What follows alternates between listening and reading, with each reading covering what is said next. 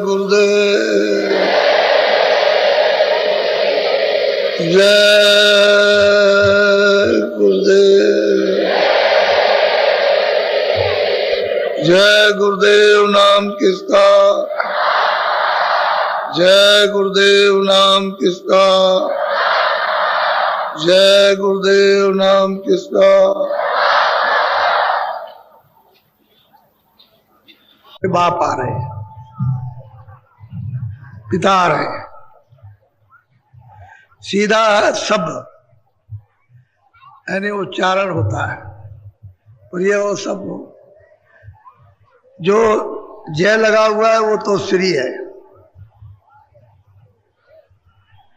यानी आदर सूचक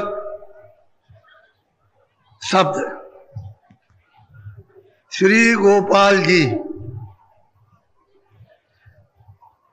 तो जय ये लगा है गुरुदेव। अगर उसको भी हटा दीजिए, इसको भी हटा दीजिए तो गुरु है। और आपकी किताबों में सब में लिखा, कैसे आप इसको काट दोगे। मैंने तो आदर सूचक शब्द का उच्चारण किया और कराया है। मैंने कभी नहीं आपसे कहा, कभी किसी ने नहीं सुना है कि मेरा नाम जय गुरुदेव। मैंने तो ये कहा वो प्रभु का नाम है और उसके अनंतों नाम। आप अरबों खरबों नाम रख दो तब भी वो बेनाम है। 1-2 हजार नाम की तो बात ही खत्म कीजिए, खरबों नाम उसके असंख्यों नाम रख दीजिए तब भी बेनाम रहेगा। इसलिए आप क्यों शंका संदेह में पड़ते हैं। आदर सूचक शब्द का उच्चारण हमेशा करना चाहिए। सीधे सीधे किसी को गोपाल कह दो तो भद्दा लगता है, और फिर प्रभु का स्मरण करना है तो और भी उसमें प्रियता मधुरता होनी चाहिए। जय गुरुदेव।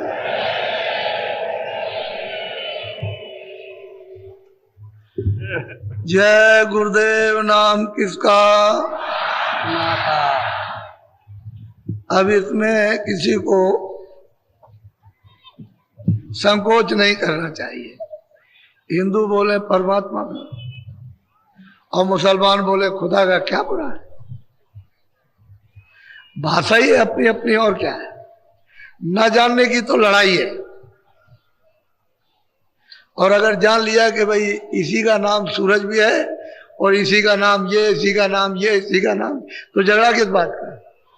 जब ये जान लिया कि मृतलोक में जवानी भाषा, किसी की उर्दू है, किसी की मतलब अंग्रेजी है, किसी की फारसी है, किसी की कुछ है, किसी की संस्कृत है, तो अपनी अपनी भाषा का प्रयोग कर लेते, उसमें अपना मिठास समझते। तो इसलिए हम मुसलमान बोले खुदा का, ईसाई बोले घाट का, नुकसान क्या है। और जितने भी हमारे सरदार हैं वो सब के सब बोले गुरु का, तो किसी का कोई नुकसान नहीं। अरे भाई मालिक के कितने नाम, तो उसको तो आपको सबको हमेशा समझने की कोशिश करनी चाहिए। और वैसे ही न जानने के कारण लकीर के फकीर बने रहेंगे तो फिर कुछ भी नहीं कुछ नहीं कर सकेंगे, ना अपना ना दूसरों का, ना अपना ही भला कर सके ना दूसरों का। तो इसलिए सब चीज को जान, अगर इन लोगों ने समझ ना लिया होता तो आप ये देखो दृश्य, ये दृश्य आपने पूरे माघ मेले में और पूरा जब जब कुंभ होता है, कुंभ भी होती है, तो आपने ये दृश्य नहीं देखा। इस तरह का आपने नहीं। अभी तो ये थोड़ा सा जरा रुक जाइए, वो मतलब है कि रात भर चलेंगे, दिन भर कल चलेंगे। 10 दिन का कार्यक्रम है, लेकिन 28 को इसका रूप आपके सामने हम बताएंगे। आप अब आप देख लीजिए। तो इसलिए हर चीज का अनुभव, कोई बात तो जरूर है इसमें कोई बात, कोई सत्यता तो जरूर है। क्यों कि हम मनुष्य हैं, हम सत्य की खोज में लगे हुए हैं। तो जब वो सत्य उसके सामने आता है तो और सत्य को सब चाहते, घर में सब लोग सुख चाहते, हमको सबको सुख मिले। एक चीज तो सत्य है कि सब सुख चाहते हैं, सब आदर चाहते हैं, सब प्रेम चाहते हैं, सब सेवा चाहते हैं। तो जब एक चीज चाहते हैं और फिर नहीं है तो वो तो मिलानी चाहिए। तो मैंने सुबह आपको थोड़ा सा संकेत गोस्वामी जी महाराज का आपको दिया था, जो यहाँ संवत 1589 में राजापुर गांव में जल हुआ था उनका, और 25 साल की अवस्था में आद से अंत तक, यानी कोई चीज उन्होंने जर्रे भर भी नहीं छोड़ी कि कुछ छोड़ दिया हो, उन्होंने प्राप्त कर लिया। और हृदय जो नाम का एक जाति में अहीर था, उसको वही अपने सामने ही राजापुर में उसको प्राप्त करा दिया उतने ही समय में, और वो यहां से चला गया। या तो ऐसा समझो कि उन्होंने ये प्रेरणा की होगी कि किसी तरह से बाहर निकल जाए। अब घर में रहो या वन में रहो, अब तो कोई बात नहीं है। अब तो उन्होंने मालिक को प्राप्त कर लिया, कहीं भी रहे, अब कुछ नहीं। चाहे घर में रहो, साधु रहो, या मतलब है कि ग्रस्त, अब उनकी मर्जी के ऊपर है। तो मतलब ये है कि वो तो गया उधर और वो चल दिए और वो पहुंचे काशी में। तो कहने का मतलब यह है कि उन्होंने कितने कितने लोगों को प्राप्त कराया, वो तो मैं आपको संकेत दे दूंगा और किस तरह से प्राप्त। लेकिन पहले इनकी तो गाथा सुन लीजिए। आप लोग तो कुछ और समझते हो, क्यों छोड़ो। महात्माओं की वाणी और महात्माओं का राज और उनकी पहुंच, ये कोई नहीं जान सकता, कोई नहीं समझ सकता। तो जरा सा अभी थोड़ी देर में फिर सुनिएगा, ये सब के सब आ रहे हैं, थोड़ा आ जाने दीजिए, अभी टाइम है। आप सब लोग ये गंगा स्नान दिन में उसी मुहूर्त में कीजिएगा। आगे पीछे करोगे तो फिर मैं जानता नहीं, मैंने आपको ये बताया है। और सूर्य अस्त होने लगे तब तक आप कर सकते हैं, यानी डूबने लगे, जैसे ही वो डूबे और सूरज का गोलाकार दिखाई दे, बंद कर दीजिए, नहाइएगा नहीं। ये वो आध्यात्मिक योग, उसमें वही काम कीजिए जिसकी जरूरत। और वो देखो गंगा महारानी, वो तो कुछ नहीं सुनेगी, कुछ नहीं सुनने वाली। इंद्र की सभा लगी कि संसार में लोग रहते हैं बड़े पापी हैं, बड़ी दुष्ट आत्माएं। तो बड़ी सभा लगी, सब देवताओं को बुलाया, वहां के देवताओं को, स्वर्ग लोक के, मृत लोक के सब देवताओं को, जल को भी, अग्नि को भी, वायु को भी, आकाश को भी, सबको उन्होंने बुलाया। गंगा को भी, जमुना को भी, जितने तीर्थ थे सब देवता। तो लोगों ने निराकरण किया कि भाई मृत्यु लोक में मतलब ये कि सबसे ज्यादा पाप कौन लेता है, तो ये बताया कि गंगा जी लेती है।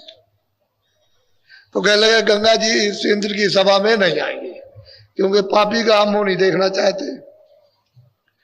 तो ये पहुंची वहां, सबके सब पहुंचे। तो इन्होंने कहा आप नहीं बैठ सकते हमारी सभा में। क्यों नहीं बैठ सकते? कि तुम बहुत पापी हो, सारे संसार का पाप लेती हो। कह रहे भाई वैसे तो बात यह है कि मैं पाप नहीं लेता हूं, अगर आपने ये समझ लिया कि मैं पाप लेता हूं तो मैं तो अपने पास कुछ रखता नहीं। कह रहे आप क्या करते हैं? कह रहे मैं समुद्र को दे देता हूं, समुद्र को। तो कह लगे समुद्र बड़ा पापी है कि सारे संसार का पाप ले लेता हो वो, तो उसको मतलब यह कि इसमें प्रवेश ना होने दिया जाए। अब वो समुद्र पहुंचे वहां, तो उन्होंने जब सुना कि हमको निकाल दिया सभा से, तो उन्होंने कहा कि भाई क्यों निकाला? कह लगे कि भाई तुम गंगा जी संसार का पाप लेती हैं और आपको दे देती हैं, तो आप सबसे बड़े पापी हुए।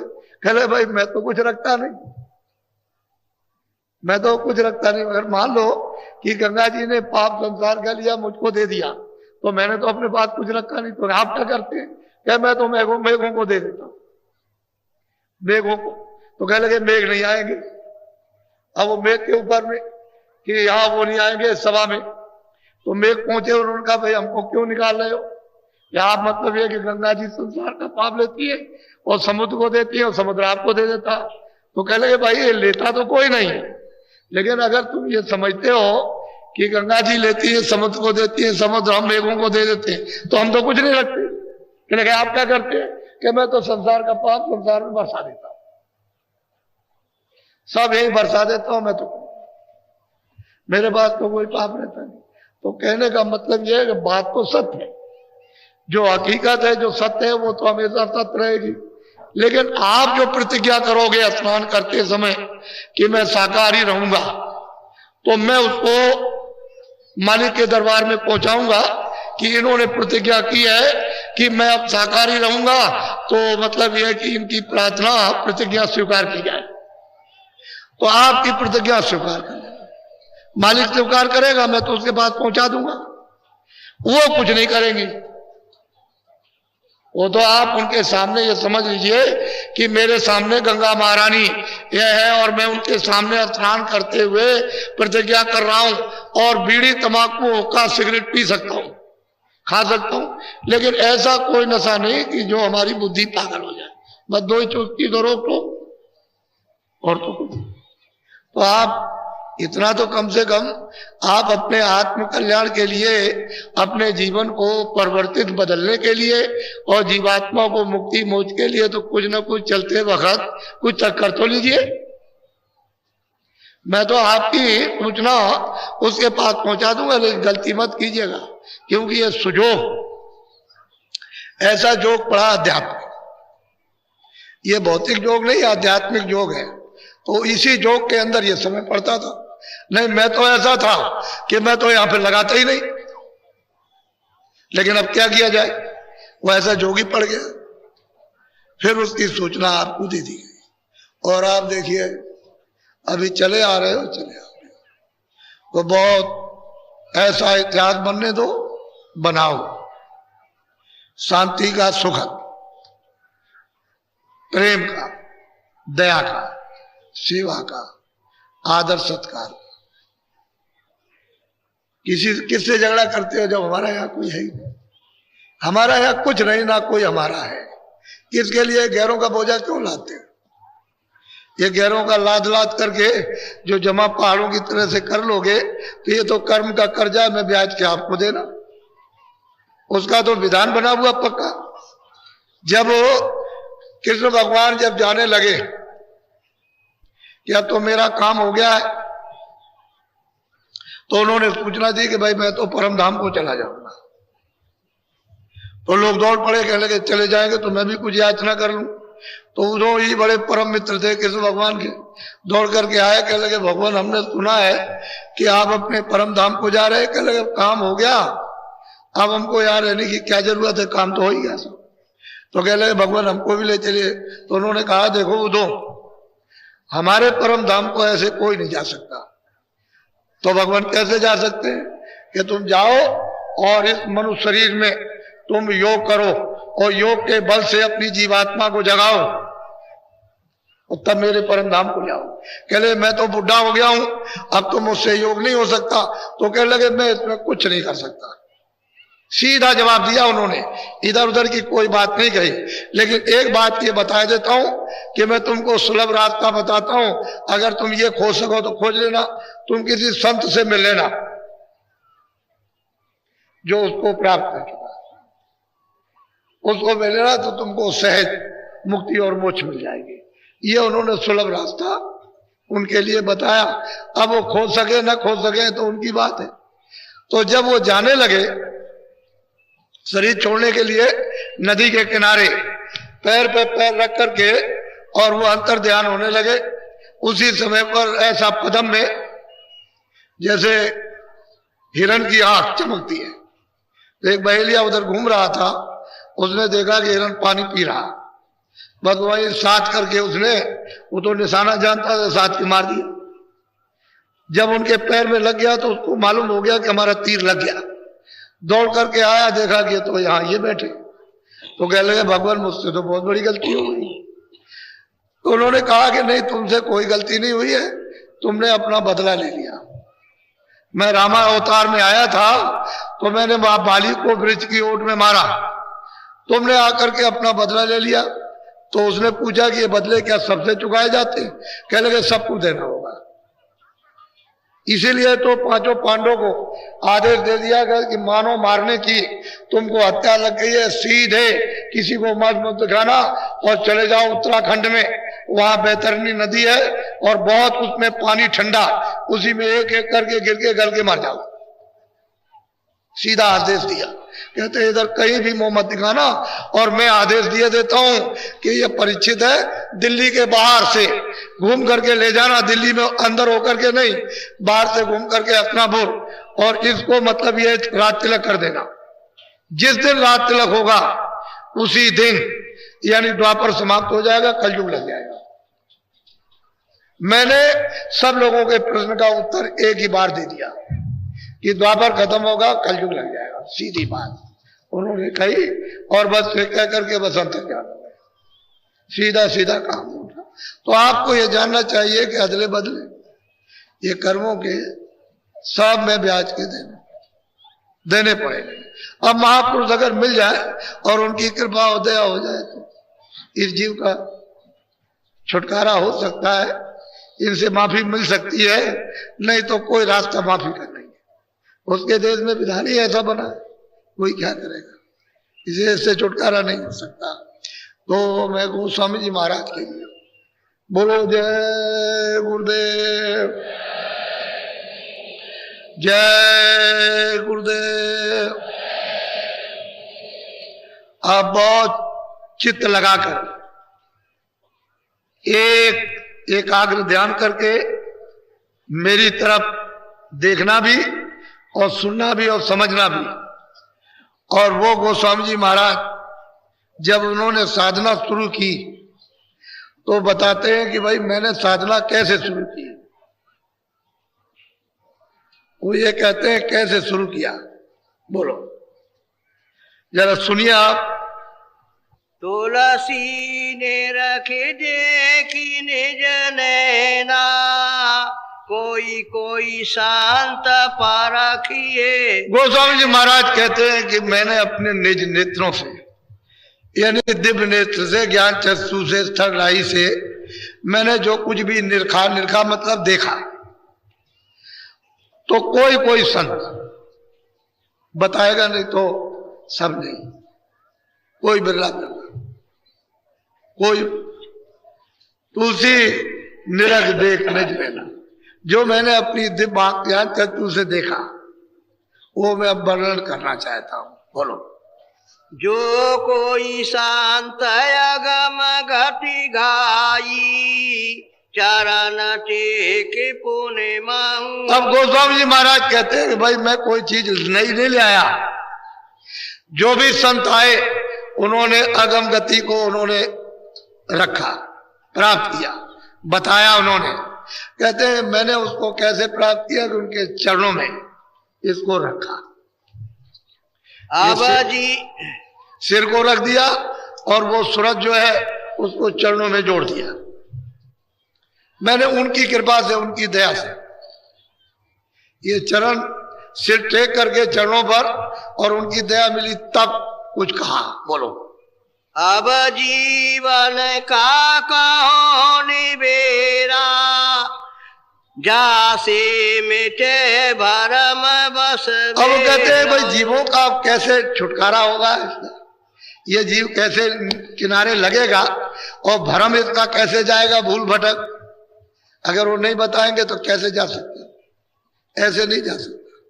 भूल भटक तो तभी जाएगी जब उसके छुटकारे की युक्ति बताएंगे, वह ऐसे नहीं जा सकता। अब मेरी तरफ देखो, ये दोनों आंखों के मध्य में ये सूरज जिसको रू कहते हैं, सोल, ये दोनों आंखों के मध्य में बीचों बीच में दरमियान में सेंटर में बैठी है। यह है शरीर का, इधर देखो इसकी शरीर की सीमा, इधर देखिए, और उधर में है स्वर्ग का नाका, इसके बिल्कुल बीच में बैठक है। वैसे अलग थलग बैठी है, लेकिन अब क्या किया जाए कि इसको दरवाजे पर बैठा दिया, इस शरीर के दरवाजे पर सीमा पर बैठा दिया। और जब कूड़ा कचरा पड़ा तो ऊपर का जो प्रकाश फैला हुआ था वो दब गया, वो नीचे फैल गया सुराखों में, ये आंख में, ये कान में, नाक में, इधर में मेरुदंड में, इस तरफ में कंठ में, हृदय में, नाभि में और गुदा चक्र में, इंद्रिय द्वार में, इधर फैल गया। उसी की वजह से ये चलता फिरता है। अगर प्रकाश सिमट जाए तो इधर कुछ नहीं है, इस तरह। तो बीचों बीच में यानी दरवाजे पे बैठी हुई, लेकिन दरवाजे के बाहर। दरवाजा उतनी देर के लिए बंद है जब तक कूड़ा कचरा लदा हुआ, पहाड़ों की तरह से लदा है, बस उतनी देर। अगर ये हट गया तो बिल्कुल अलग है, तभी तो पता चलता है, तभी वो देखे कि भाई ये शरीर क्या चीज है, नहीं तो कैसे देख सकती है। तो इन जीवों का छुटकारा, निपटारा किस तरह से मृतलोक से होगा, इनका भ्रम कैसे जाए, क्योंकि तो भ्रम में फंसे हुए, वहां मिल जाएगा, वहां मिलेगा, वहां मिलेगा, इधर उधर कहीं कुछ नहीं मिल रहा। वो तो दरवाजा, घाट तो यहाँ है, हरि का घाट, वो तो हरि की वो पौड़ी तो इधर है, और आप इधर उधर ढूंढ रहे हो। इधर कहीं भी नहीं मिलेगी किसी जगह पूरब पश्चिम में, वो तो यहीं पर आपको आना, क्योंकि यहाँ निज नेत्र ज्ञान चक्षुति मिले तो यहाँ, ये बाहर तो है नहीं, बाहर तो ये चर्म आंखें हैं, तो ये बाहर से क्या है, तो ये देख रही है सब कुछ, उसको नहीं देख सकती ना उसकी रचना को देख सकती। बोलो। जब अब जीवन को कहो निबेरा, जासे मिटे भरम बस। और वो कहते हैं इन जीवों से अब ये बताना चाहता हूं कि इनका भ्रम चला जाए, और भ्रम इसका जगत का चला जाएगा, अंधकार का, अज्ञान का, अविवेक का तो छुटकारा ये कर लेंगे अपना। और जब तक ये भ्रम नहीं जाता है तो अज्ञान भ्रम है, उसमें कोई ज्ञान का तो नहीं, वो तो अज्ञान में इसमें जीव बेचारे मोह ममता में, काम में, क्रोध में, सब में फंसे पड़े हुए, और फिर ये लदे हुए बोझे से। अब बोझा कैसे उठेगा वो तो इनको पता नहीं है। इसके ऊपर 1000 का ड्रिल ला दो और मतलब ये 4000 ला दीजिए, ये तो लदे हुए, इनको क्या मालूम हो। अगर कहीं बोझा उतरने लगे और आपका उतर जाए फिर लदे तो पता चल जाएगा, लेकिन तो कितने झुक झुक से दबे पड़े। बोलो। जब या मोक्ष जीव की होई, मोक्ष जाने सत्य गुरु पद से। कहते हैं जीव की मुक्ति कब होगी, जब सतगुरु मिल जाएंगे। जिन्होंने सत्य को प्राप्त कर लिया वो जब इस संसार में मानव शरीर में मिलेंगे तभी इस जीव की मुक्ति होगी, दूसरा कोई रास्ता नहीं, कहीं भी किसी जगह नहीं। तो आप ममता, मोह में, लोभ में, लालच में, इसमें आप फंसे हुए तो आपको इसमें क्या पता चले। लेकिन जीव की मुक्ति तो जब ही होगी जब वो संत सतगुरु मिल जाएंगे जिन्होंने उस मालिक को प्राप्त किया, तब होगी, दूसरा कोई रास्ता नहीं। तो आपको तो उन्होंने आदेश दिया था कि महापुरुषों की खोज करना, तो आपने खोज किया। उसी रामायण में लिखा है कि भाई खोज करना, खोज करना, खोज करना, लेकिन कहीं नहीं खोज किया, फंस गए सब, इसी भ्रम में फंस गए। तो अब जीव की कैसे गति होगी, ये तो सीधा जा रहा, रास्ता खुल गया 4 खानों का, 84 लक्ष्योनियों का, बिल्कुल नीचे सीधा खुला पड़ा हुआ है, बस सीधा चला जाएगा, किसी को पता भी नहीं चलेगा। तुम कहते रहोगे कि मेरा बच्चा, मेरी बच्ची, और मेरा धन, और मेरा राज, मेरा पाठ। अरे बच्चा तेरा यहाँ कुछ नहीं है, यही तेरा नहीं जिसमें तू बैठा हुआ, यही किराए का मकान है, थोड़े दिन के लिए आपको मिला है, उसने आपको दे दिया ये कहकर मैं तुमको सब अधिकार देता हूं। तो अधिकार उसने पाप पुण्य के दे दिए, और उसने कहा देखो भाई ये भी अधिकार देता हूं कि जीवात्मा को जगा के वापस अपने घर में पहुंचाओ प्रभु के पास।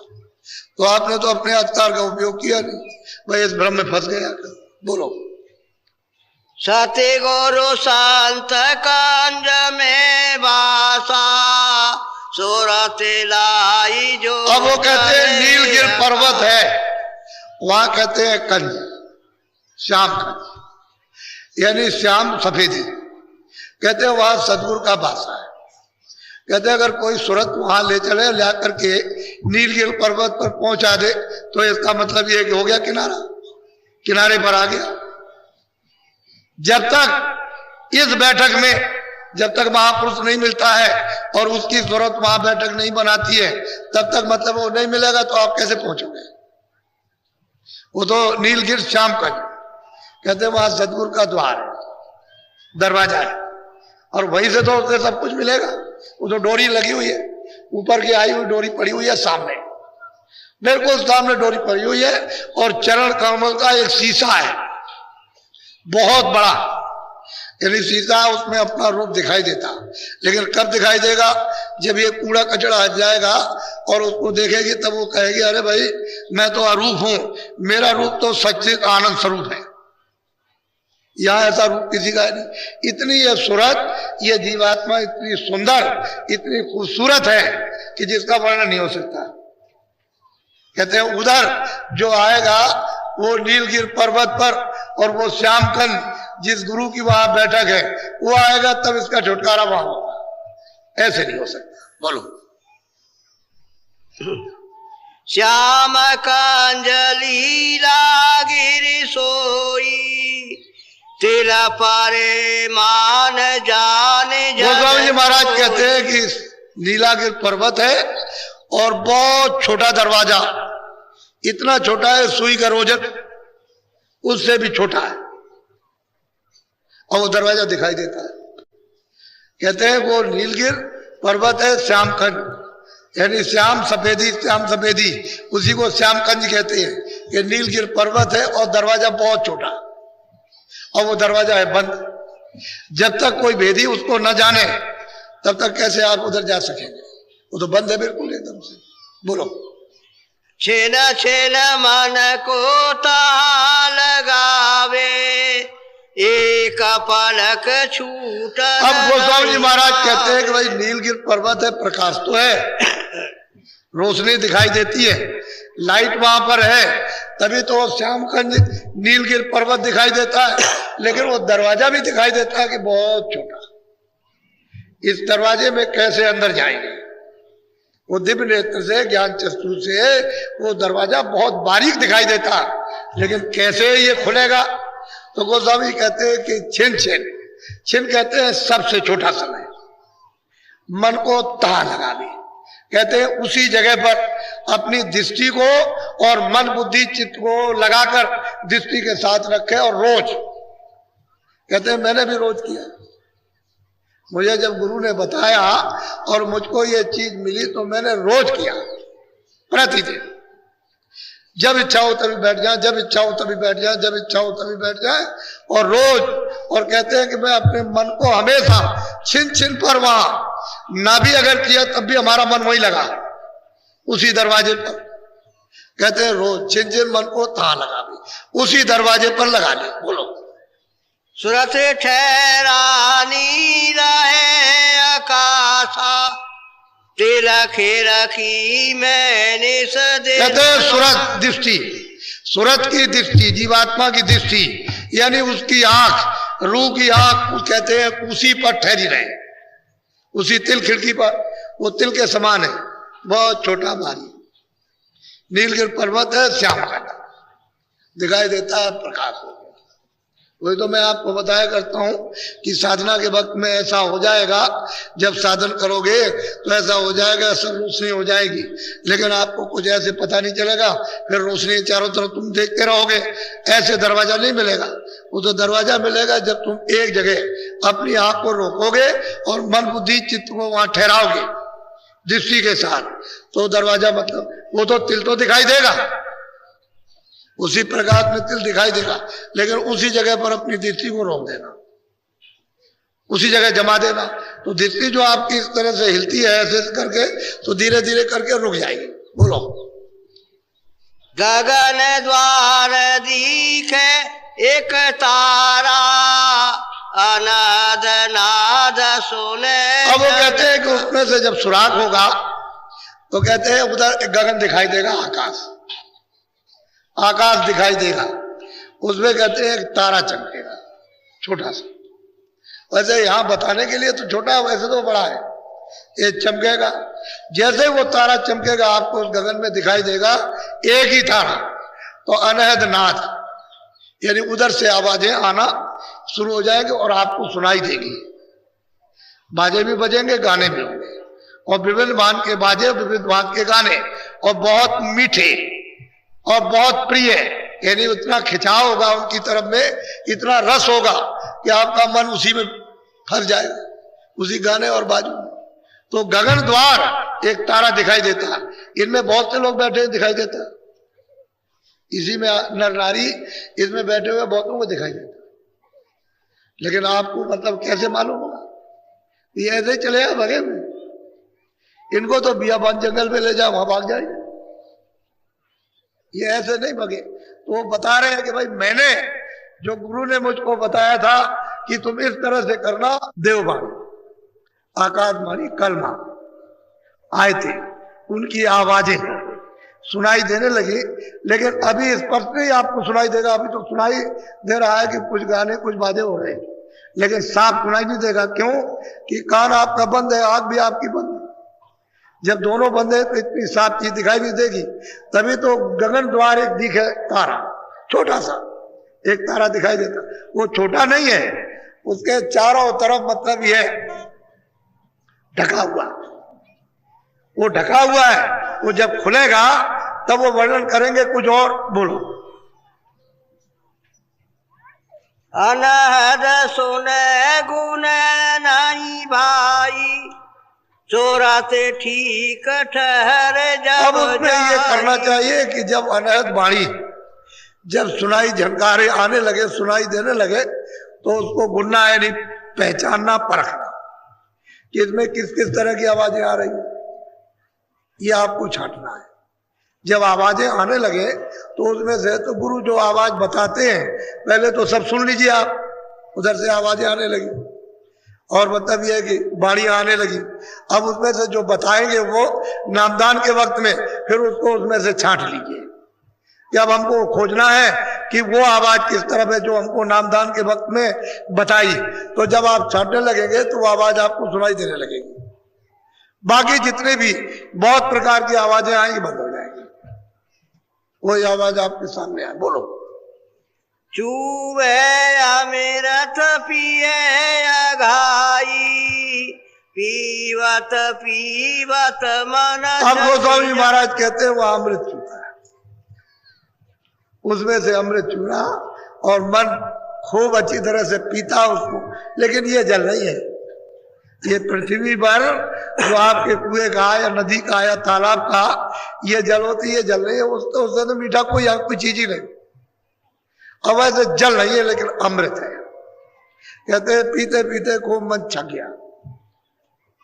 अब उस सूरत को कितनी ताकत उसके पीने से मिली कि मन इधर नहीं जाएगा, दौड़ेगा नहीं, वैसे बादशाहों की तरफ नहीं जाएगा, सूरत का साथ देगा, इसका साथ दे देगा। क्योंकि वो पीते पीते पीते पीते जब छक जाएगा तो उससे मीठी चीज कोई है ही नहीं। और उसी को ढूंढ रहा था कि जगत में कहीं ना कहीं छुपा हुआ हो तो हमको मिल जाए, देखने में, सुनने में, खाने में, भोगने में, बच्चों में, राज में, पाठ में, धन में, दौलत में, ठहरने में, इसमें कहीं हो तो कहीं से मिल जाए। तो इसमें तो कहीं आनंद है नहीं, और उसको मिलने लगा वो मिठास, तो पीते पीते छकने लगा। अब तो इच्छा उसकी खत्म हो जाएगी। बोलो।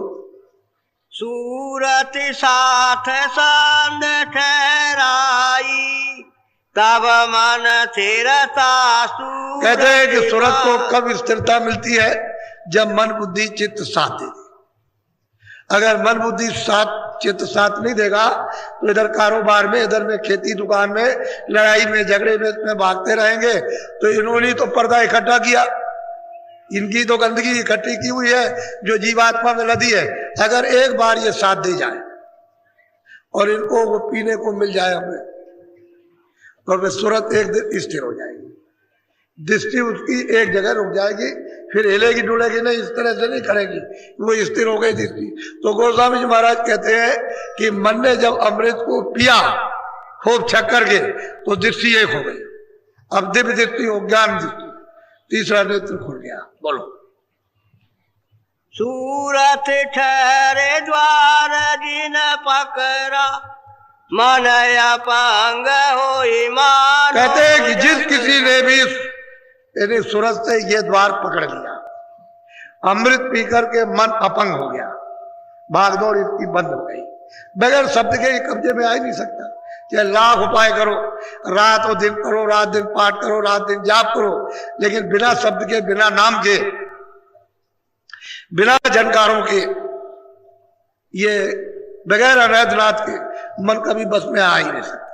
उसके बस में उपाय ये है ही नहीं। तो इनके इधर उधर थोड़ी देर तो समझ लिया कि रुक जाएगा, लेकिन फिर भाग खड़ा हुआ, ऐसे नहीं रुकता।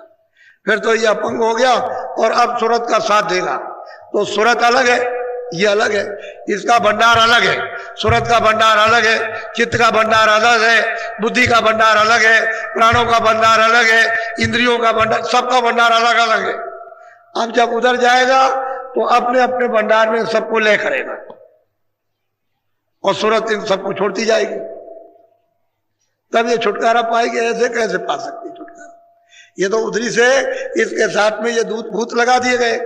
अब ये वापस लौटकर भंडार में जब तक ले नहीं हो जाती तब तक तेरा छुटकारा नहीं हो सकता। तो गोस्वामी जी महाराज कहते हैं कि भाई मैंने जब किया तो मुझे अमृत पीने को मिला, मेरे मन ने अच्छी तरह से खूब पिया, हमारी दृष्टि स्थिर हो गई उस दरवाजे पर। अब कहते हैं अब क्या हो रहा, बोलो। चमक बीज गगन के माई, जब उजास पास रहे। कहते हैं कि जैसे जैसे दृष्टि को उस दरवाजे पर मन को साथ लेकर के रुकी तो उधर कहते चमक रही है। घन कहते हैं आकाश, कहते हैं बिजली चमक रही है। ये पावर हाउस की बिजली कुछ नहीं, ये रोशनी कुछ नहीं, ये प्रकाश कुछ भी नहीं, ऐसी बिजली चमकती है। तो उसको चमक को देख देख करके यानी दृष्टि हिलती है और बर्दाश्त उस चमक को, उस रोशनी को नहीं कर पाती। तो धीरे धीरे धीरे धीरे धीरे धीरे वो उस चमक को देखते देखते बर्दाश्त करती है, रुकती है, सहन करती है। तो कहते हैं जैसे जैसे वो सहन करती है वैसे ही प्रकाश नीचे उतर रहा, नीचे की तरफ, यानी नजदीक आ रहा। बोलो। जैसे जैसे सूरत सरखी सत द्वारा, तस तस भरत जात। अब गोस्वामी जी महाराज कहते हैं कि जैसे जैसे सूरत हमारी उस प्रकाश को पकड़कर जो प्रकाश उतर रहा उस सत द्वार की तरफ, क्योंकि वहां गुरुपद है, उस द्वार की तरफ धीरे धीरे धीरे धीरे उधर जा रही और वो प्रकाश उतर रहा, वो बहुत तेजी के साथ में, और वो सूरत सहन करती जाती है, क्योंकि उसने तो उस प्रकाश को मुद्दत जुगों हो गए, जब से आई तब से छोड़ दिया और अभी तक वो प्रकाश उसको मिला नहीं। तो कहते हैं वैसे वैसे वो उतरता जा रहा और सद्वार की तरफ हमारी सूरत यानी जीवात्मा उधर बढ़ती जा रही। बोलो। श्वेत श्याम सुरति शैल समानी, जारे जारे चोबे कूप। अब गोस्वामी महाराज कहते हैं कि भाई वो तो एक तारा था जहां अमृत पीता था, तो कहते हैं श्वेत श्याम, कहते हैं सफेद है लेकिन वो श्याम सुंदर है। जब उस मंडल में, उस लोक में जब हमारी सूरत ने सफर की तो इस तरह से मतलब अमृत है जैसे कुएं से झरने झर रहे हैं, जैसे बरसात होती है और पानी बरसता है तो मतलब है रिमझिम रिमझिम रिमझिम, इसी तरह से अमृत की वर्षा हो रही है। तभी तो सुरतें उस अमृत में स्नान करके इन सब विकारों को, इन पापों को, पर्दों को, गंदगी को, पाप की तब तो धोती है। ऐसे कैसे धो लेगा? कहते हैं रिम झिम, वो मतलब झर झर झर झर, यानी झरने से, जैसे कुएं से झरने यानी जमीन से चलते और पानी बहता, इसी तरह से अमृत बह रहा। हमने उसको देखा, हमने उसको पिया। वो स्वामी जी महाराज कहते हैं, लेकिन किस आंख से? निज नेत्र से, ज्ञान दृष्टि से, शिव नेत्र से, तीसरी आंख से। ये आंखें चर में, ये उधर नहीं जा सकती, देव भाग जाएगी। बोलो। माना ये सयामी अघाना तात पांच रंग। अब गोस्वामी जी महाराज कहते हैं कि हमने उधर क्या देखा है कि जब उन्होंने उसको खूब छक करके उसने पिया और उसमें स्नान किया तो 5 तत्वों की सृष्टि, 5 तत्व भिन्न भिन्न अलग अलग वो हमने वहां देखे। ये स्थूल तत्व है, वो चेतन तत्व हमने वहां देखा अच्छी तरह से। और वो किस तरह की सृष्टि है, यानी उससे जो लिंग सृष्टि है वो किस तरह की, हमने वो सब चारों तरफ हमने खड़े होकर के सब कुछ वहां देखा। और उसका काला पीला ये जो कुछ भी है वो सब हमारी देखने में आया। सुख सफेदी बोलो।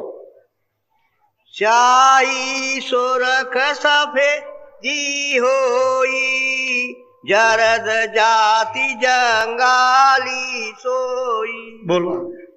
तेली ताल तरंग बखानी, मोहन मुरली बजे। ऐसा ताल यानी मृदंग, गरज, घम घम गरज, जैसे बादल आते हैं जोर के कड़ कड़ कड़कते हैं, ऐसे उसकी आवाज हो रही है। और कहते हैं ऐसी ताल, यह तो ऐसी ताल है। ये तो महात्माओं ने जो आपको बताया है ये तो उनका बताया हुआ उसकी नकल है, लेकिन सही बात तो उधर। और कहते हैं मनमोहन मुरली बज रही है, अखंड बज रही, कभी बंद नहीं होती। और मैंने यहाँ दोनों आंखों के मध्य में बैठ करके इस जीवात्मा से उसको देखा और कानों से सुना, दिव्य कान से, दिमाग से। इस तरह से वहां मुरली बज रही है मनमोहन। बोलो। फिर की तिल भर सूरत समाई, मन तत देखी रहे टक। अब वो कहते हैं वो तिल के समान जो खिड़की थी उसके पार गए। जब उन सब तत्वों को देखते हैं तो एक टक होकर के देख रहे हैं कि कितनी सुंदरता है, कितनी खूबसूरत है और कितनी बड़ी बड़ी रचना है, किस किस बात की है, कैसे फूल है, किस चीज के फूल है। यहाँ ये फूल नहीं है, ये पेड़ इस तरह के नहीं है, और किस तरह का वहां खेल तमाशा होता रहता है, क्षण क्षण कैसे कैसे दृश्य बदलते रहते हैं। तो उधर में मतलब देव सृष्टि में ये खेल अगम होते रहते हैं। कहते हैं ये सब उस तत्वों में हमने सब कुछ देखा अपनी आंख से। बोलो। जब उजास घट भीतर आवा, तात तेज और ज्योति दिखावा। कहते हैं कि जैसे ही उजास जब अंदर में आया उस तिल को खिड़की के पार, तो कहते हैं एकदम उजाला ही उजाला। सामने कहते हैं जो दिखाई दे रही है वो निरंजन भगवान है, ईश्वर, वो खुदा है, गान है। गोस्वामी जी महाराज कहते हैं सामने हमने उनको अब देखा। ये तीन लोक के मालिक हैं, यहाँ के भी, मृत्यु लोक के भी है, और उसके बाद में मतलब स्वर्ग वैकुंठ के और ब्रह्मांड के, ये तीनों लोकों के मालिक है। और मैंने उनको देखा सामने। बोलो कैसे देखा, जरा सुनिए आप। बोलो। जैसे मंदिर दीप की बारा, तैसे ऐसे ही ज्योति होत। अब वो एक प्रमाण देते हैं कि जैसे मंदिर है, आप उसमें दरवाजा लगा हुआ और दिया जला देते हो। कहते हैं ठीक विशाल मंदिर, उसमें ये बैठे हुए जिस तरह से एक इशारा कर रहे हैं, वो तो है तो आप और कुछ, लेकिन वो इशारा करते हैं। कहते हैं ज्योत हो तो जा रहा। इस प्रकार का तीनों लोकों में मतलब एक उसका प्रकाश हो रहा, और उसके मुख से घंटा और शंख यानी अखंड बज रहा, कभी खंडित नहीं होता। और उसकी आवाज तुम्हारे कानों तक यहाँ तक आ रही है, लेकिन तुम्हारे कान बंद है इसलिए आपको सुनाई नहीं देता। और ये कान अगर खुल जाए जीवात्मा के तो साफ सुनाई देने लगे। जहां घंटा शंख बजता है वहां आरती अखंड और कीर्तन सदैव होता रहता है, और सदा वहां होता रहता है। कहते हैं कि हमने उस मंदिर में, जैसे कि मतलब है कि वो दरवाजा है, सीखा लगा हुआ और ज्योत चल रही, हमने उसको देखा और अखंड आरती हो रही है वहां, बड़ा विशाल। ये संसार जो है कुछ नहीं है, इससे बहुत बड़ा तो उनका वो मंदिर ही है जिसके नीचे बैठे हुए हैं। इन्हीं को कहते हैं श्याम सुंदर, बहुत सुंदर। बोलो। ज्योति उजास फाटी पुण्य गयऊ, अंदर चंद तेज। अब गोस्वामी महाराज कहते हैं कि जब वो ज्योति जब दिखाई दी और उसका उजाला चारों तरफ, मतलब यह है कि दिखाई दिया, तो जो रास्ता दे दिया, उसी में तो रास्ता आने का, उसी से जाने का रास्ता, दूसरा कोई रास्ता नहीं है। उधरी से आए थे, उधरी से तो रास्ता उन्होंने दे दिया। तभी तो कहते हैं कि मोह विलोक राम मुस्काई, यही राम है, 3 लोग के, इन्हीं के भेजे हुए राम थे। वो नीचे मंडल से सूरत आई हुई थी, इन्होंने भेजा था काम के लिए, अपना काम किया बस। इसी तो जो उनकी भेजी हुई उनका अवतार कहलाती है। कहते हैं जो फट गई, यानी रास्ता दे दिया। जब उधर में पहुंचा, उस तरफ में, उधर माज सोनन नजराया, उस तरफ जब पहुंचा, उस पार तो खड़ा हुआ। बोलो। देखे तत सोई मनाए रहाई, पोने चांदा देखे घट। कहते हैं कि बहुत से चांद सूरजों के मंडल, 1 2 नहीं, बहुत।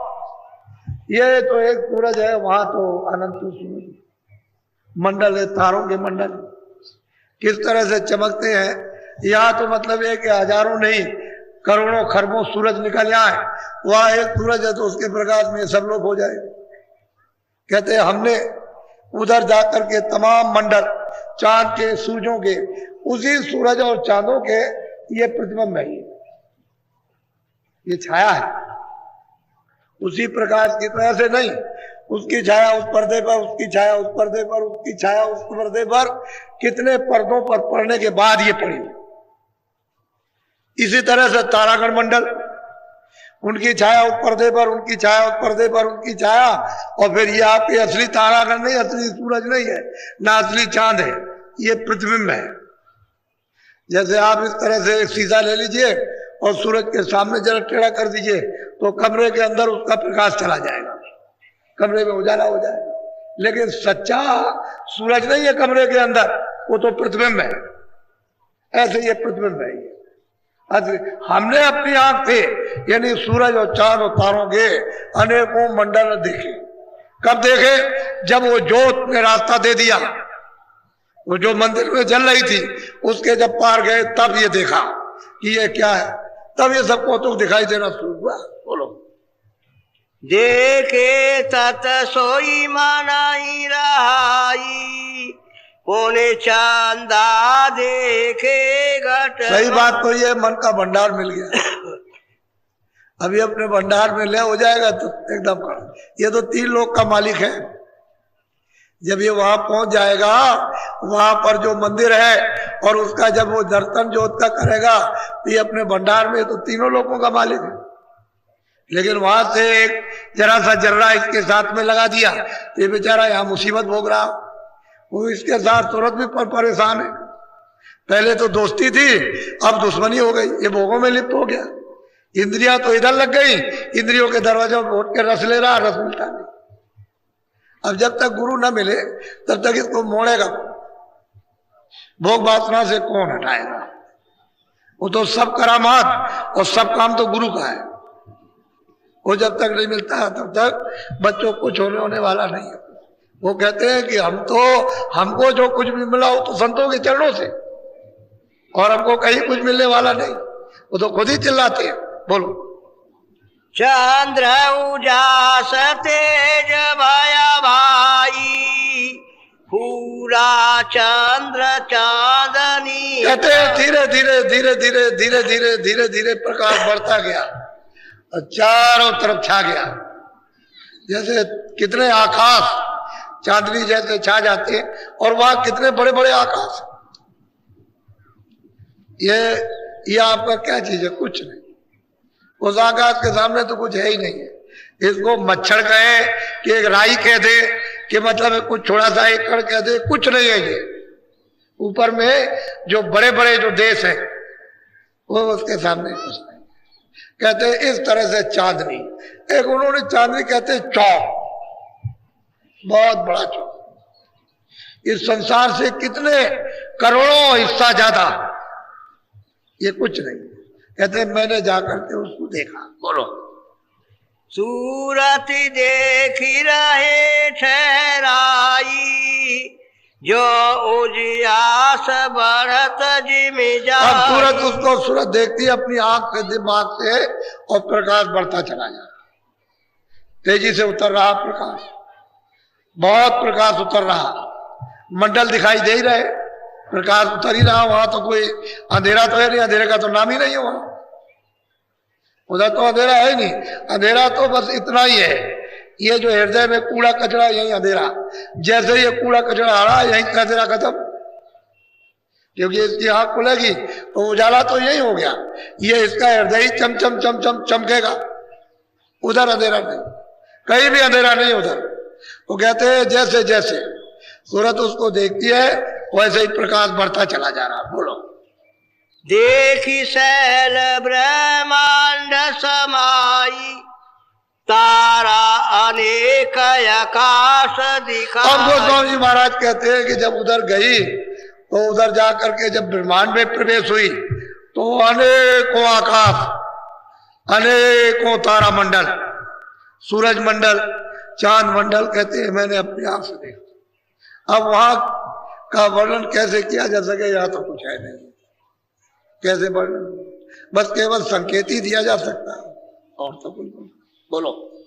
कछु कछु दिवस शैलयस कीना, उगा भान तेज को।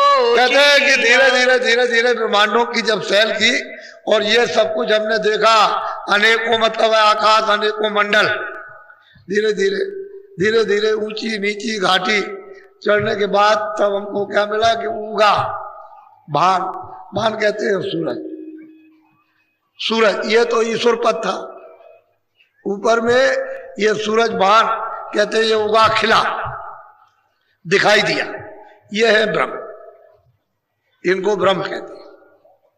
कहते हैं ब्रह्म को हमने पाया, ईश्वर को भी पाया, जो मंदिर दीप के बाड़ा ज्योत हो जा रहा, यही ईश्वर, यही गाड है, यही खुदा है, और इसके ऊपर में ब्रह्म है। कहते हमने उनको देखा अपनी आंख से। बोलो।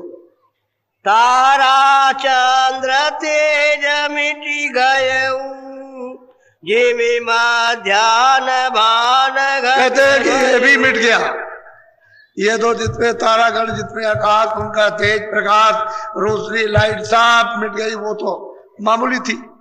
ऊपर में कहते हैं ऐसा दिखाई दिया कि मध्याह्न, दोपहर का तेज सूरज। बोलो। जो दोपहर गगन रवि छाई, तैसे उजास भया घट। बस गोस्वामी महाराज कहते हैं कि इस दरवाजे पर यही से दिखाई दिया, जैसे दोपहर में सूरज ऊपर आ जाता है प्रमाण, तो मतलब है कि एकदम चारों तरफ रोशनी रोशनी, प्रकाश ही प्रकाश हो जाता है। तो कितना प्रकाश, प्रकाश ही प्रकाश। बोलो। ताके मधि में निरखी निहारा, घट में देखा गम पसारा। अब गोस्वामी महाराज कहते वो तो बड़े बड़े मंडल, बड़े बड़े लोग हैं, यहाँ तो बूंद है, वहां तो मतलब यह है कि कितने कितने बड़े।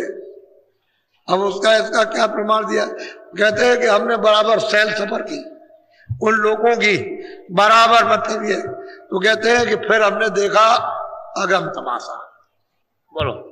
सात दीप पिरथी नौखंडा, गगन आकाश सकल ब्रह्म। कहते हैं सात दीप नौखंड, ये सब हमने देखे उस ब्रह्मांड में, और एक दो ब्रह्मांड नहीं है, अनगिनती ब्रह्मांड। अरे भाई उस मालिक ने जब रचना की थी तब तो सुरतें नहीं भेजी थी, तब तो जीवात्माओं को भेजा नहीं था, तो उसने इतने बड़े बड़े मंडल पहले ही से बना रखे, क्योंकि इसकी मौज मर्जी थी उसकी विस्तार करने की, उसकी इच्छा थी, तो उसने विस्तार पहले कर दिया। तो पहले तो मंडलों में कोई नहीं था, तब खाली मंडल थे, आवाज ही आवाज सब में गूंज रही थी, प्रकाश ही प्रकाश सब में हो रहा था, पाप पुण्य का कोई नाम निशान नहीं था, अच्छे बुरे का, तो वहां से यहां तक सब प्रकाश ही प्रकाश। कहते पहले तो कुछ नहीं था, वो कहते मैंने ये देखा। बोलो। समुद्र सात प्राग पद बेनी, गंगा जमुना सरस्वती। कहते गोस्वामी महाराज वहां पर मैंने उन समुद्रों को और उस प्रयाग को, उस त्रिवेणी संगम को जो उनके चरणों कमरों में बह रही है, वो तो अगम नदियां है। वहां तो बालू बरसात तो होती नहीं, मिट्टी कूड़ा कचरा होता नहीं, कोई मलबूर तो वहां पर है, यहाँ मिल्तान को भी वहां पर कोई चीज वहां पर ये नहीं। कहते इतनी बड़ी बड़ी नदियां, ऐसे तुम्हारे स्वर्ग और बैकुंठ और ब्रह्मांड उसके अंदर में खरबों खरबों जाकर के सब के सब चले जाए तो एक रेशे में समा जाए, इतनी बड़ी बड़ी नदियां हैं। कहते गोस्वामी महाराज हमने देखा सब इस घाट पर बैठ कर। इधर देखो, ये दोनों आंखों का जो बीच का हिस्सा, ये घाट है सूरत का, ये जीवात्मा का रूह कहा। कहते यहां से बैठ करके हमने देखा, यहां से आज ये देखा। बोलो। और नदी 18 गंगा, ये सब ने रखी पराब्रह्म। कहते और 18 कहते हैं नदियां, ये सब ब्रह्मांड में सब देखने को मिला। राग भी, त्रिवेणी भी, ये भी मतलब ये सब उनके उस कमलों में, उस चरण कमलों में सब देखने को सब कुछ मिला, कोई चीज बाकी नहीं। बोलो। चारों खाने जीवन जहोई, अंडज पिंडज उख। और गोस्वामी जी महाराज कहते हैं कि भाई ब्रह्मांड में तो ये सब चीजें वहां से दिखाई देती है कि अंडज क्या है, पिंडज क्या है, उखमत क्या है, स्थावर क्या है, चार खाने क्या है, 84 लक्ष्मियां क्या है, नरक क्या है, मतलब ये सब कुछ वहां से दिखाई देता। सो मैंने ब्रह्मांड में सब कुछ देखा, कोई चीज बाकी नहीं छोड़ी है, जरा सी भी सब उन्होंने देख डाला, सबका अनुभव किया 25 साल के अंदर ही। ये सब अनुभव उनका 25 साल के अंदर ही है। जमानी का जो शुरू होने जा रहा वो पहले ही प्राप्त कर लिया, ये ज्यादा दिन की बात भी नहीं। बोलो। भेने भेने जीवन कर विस्ताना, चारे खाने 84। कहते हैं अलग अलग जीवों का फिर इसमें विस्तार, ये पशु है, पक्षी है, कीड़े है या स्थावर है, इनका अलग अलग, फिर 84 लक्ष्मी योनिया का, और फिर नरकों का अलग अलग, उनका सबका स्वभाव अलग अलग विस्तार, उनके अलग अलग कर्म। ये कहते हैं हमने सब वहां देखा। बोलो। और पहाड़ नारे बहु तेरा, जो ब्रह्मांड में जीव बसे। कहते हैं यहां भी देख लिया, और जो जीव ब्रह्मांड में जो बसे हुए, जो वहां खचाखच ये सुरते हैं जीवात्मा, उनको भी देखा, इधर भी देखा उधर भी देखा। न स्वर्ग बचा, न बैकुंठ बचा, न ब्रह्मांड बचा, न विष्णु बचे, न शिव बचे, न शंकर बचे, न अध्यात्म शक्ति बची, और न ईश्वर बचे, न माया बची, न वो मतलब है कि ब्रह्म बचे। कहते हैं सब मैंने देखा अपनी आंखों से। बोलो। काछु काछु देवस शैलयस कीना, तीने लोक भीतर में ची। कहते हैं कि ये सब कुछ मैंने 3 लोग, ये भी मैंने देख लिया, और 3 लोग के परे जब ये कहते हैं सैर सफर करते रहे, सब लोगों में घूमते रहे, तो ये हमने सब देखा। और ये 3 लोग का सब अब इसके परे है, ये तो पिंड लोग है, इसके ऊपर अंड लोग है, फिर उसके ऊपर में ब्रह्मांड लोग है, और उसके बाद तब पार ब्रह्मांड शुरू हो रहा। बोलो। जो जग घट घट माही समाना, घट घट जग जीव माही जा। कहते हैं कि भाई जिस तरह से जीवात्माएं मनुष्य के मंदिर में बंद की गई है, तो ये तो गलीच और मैली हो गई, लेकिन ऊपर में जो है जीवात्माएं जो वहां रहती है, वो तो प्रकाश में, वो तो रोशनी में, वो तो सबके लिए वहां तो ये कोई जन्म और मरण इस तरह का नहीं है जैसे आपको, लेकिन वहां उसकी अवध है, 1 लाख बरस की है, 2 लाख बरस की है, 50,000 की है, 20,000 की है, इस तरह से अलग अलग मंडलों में उनकी अवध है कि इतने दिन तुम यहाँ रहो और इस सुख को भोगो, और भोगने के बाद फिर नीचे चलो, यहाँ मृतलोक में आ जाओ। तो वहां भी नहीं टिक सकते, यहाँ भी नहीं टिक सकते, फिर आप ब्रह्मांड में भी नहीं टिक सकते, क्योंकि वहां की भी अवध है। इतनी मेहनत करने के बाद कहते हैं रहे तुम उसी जाल में, फिर लौट के आ जाओगे, फिर जन्मोगे, फिर मरोगे, और फिर कर्मों के बंधन में बंधोगे, और फिर 84 जाओगे, नरकों में जाओगे। बात तो वही है। कहते हैं ये हमने सब देखा। बोलो। ऐसे कई दिन बीत सिराने, एक दिवस गए अधर गोस्वामी ठिकाने। महाराज कहते हैं इस तरह से बहुत दिन बीत गए देखते देखते, और सब कुछ समझते समझते ये सब एक दिन क्या हुआ कि हमारी सूरज चढ़ गई इसके परे, वो उधर चली गई। कहते हैं जो अधर का जो उसका मतलब आधार था उसको पकड़ा, उधर उधर कहा था, उधर से आवाज आई, और आवाजी को पकड़ के जाते हैं सब। नाम को ही पकड़ के चढ़ना, दूसरा और कोई रास्ता नहीं, उसी को पकड़ के चढ़ गए। बोलो। पर्दा दूसर फोड़ी उड़ानी, सूरते सुहागे ने भैया। कहते हैं कि पर्दा ये दोनों उसने तोड़ दिए, मृतलोक का भी तो खत्म हो गया, फिर उसने मतलब यह है कि अंडलोक का भी और ब्रह्मांड का भी पर्दा तोड़ दिया। अब ये पार ब्रह्मांड की तरफ गई। बोलो जय गुरुदेव।